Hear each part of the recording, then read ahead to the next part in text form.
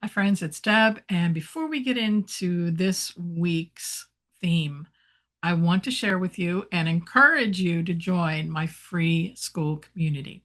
So, in my free Skool community, well, it replaces a Facebook group. It's no ads, it's dedicated to you, dedicated to your learning and healing with meditation and energy healing. And uh, I share even my surgery journey as well too. And there's just so much to come together about, and it's a real vibrant community. You can learn about sound healing. You can learn meditation tips. You can join a course. And to join the group itself, it's free. So, whatever you would like to do, if you want to share your healing with others, your spirituality, your meditation, your mindfulness, all of that, then come and join me in the free Skool community, and we will warmly welcome you as you join us. Hi, everyone. It's Deb, and this is our final week of our month of embodiment. So, as we bring the month of October to a close, let's kind of review where we've been. So, we have moved from awareness to movement, to emotional presence, and to living mindfulness in everyday life, right? So now we arrive at the final and perhaps most powerful step, probably one of my favorites, particularly right now, rest. So, rest is not the absence of practice, rest is the practice. Now, you and I both know that we live in a world that is constantly asking us to produce, to strive, to push forward. Even our spiritual practice sometimes can become something we try to do or achieve, right?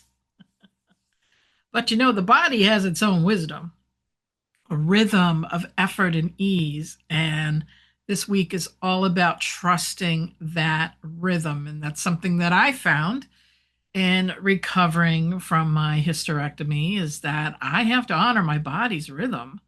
And it is part maybe taking slow walks like I've had to do, and then resting, and then maybe eating something nourishing, and then resting. So it's like rest has always been a part of each segment of what I do during my day. So we have to trust that, right? So when we allow ourselves to rest, like myself, to truly rest, the body begins to restore balance.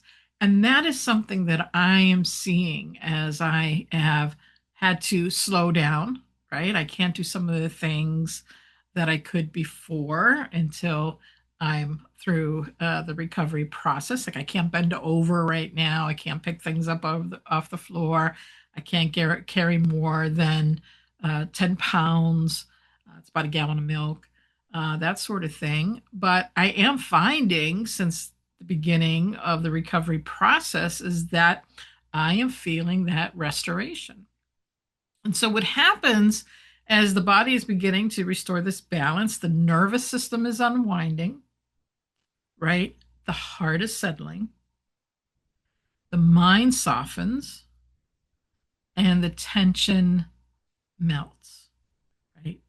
And so I've been doing a lot of things with the breath since I've had my surgery, right? Whether it's doing the box breath, which is 4, 4, 4, 4, 4, inhale, hold for 4, exhale for 4, and then hold 4 at the bottom, or inhale 4 and exhale 6, for instance. Those are some of the things I've been doing. And of course, doing affirmations as well, too. Like I am safe in my body.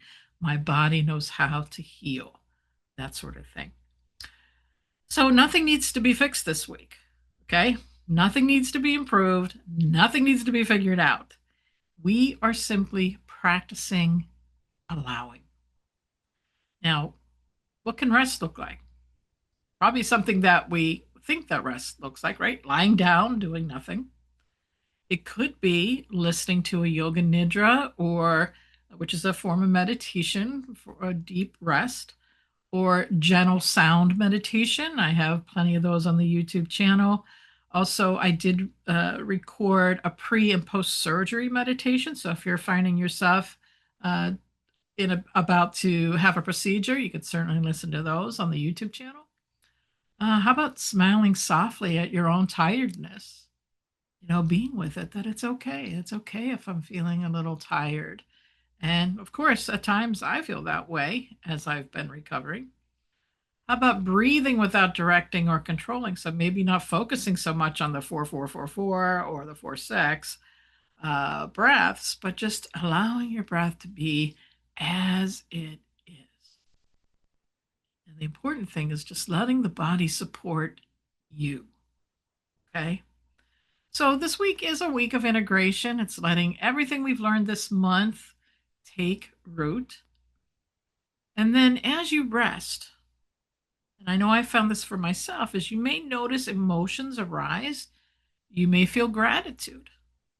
In my case, I'm grateful I had the surgery, and because I feel so much better physically. Maybe you feel relief, maybe tenderness, and even you may feel a sense of grief that comes up as you rest. And maybe you've been holding that grief off because you're afraid to stop and just simply rest and see what would occur. Now, it's important to know that this is the body letting go of what it no longer needs. So, as you rest this week, and I encourage you highly to do so, as you're moving through the week resting, I invite you to keep this simple question close. What if rest is enough? What if rest is enough? Because it is. Okay. Rest is where the body remembers its own wholeness. Rest is where the heart remembers its softness, right? And rest is where the spirit remembers its light.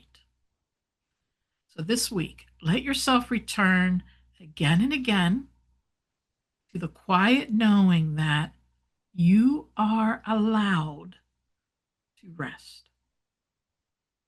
Okay? Give yourself that permission. You are allowed to rest. Okay, friends, thank you so much for being with me today. And as always, I wish you much peace.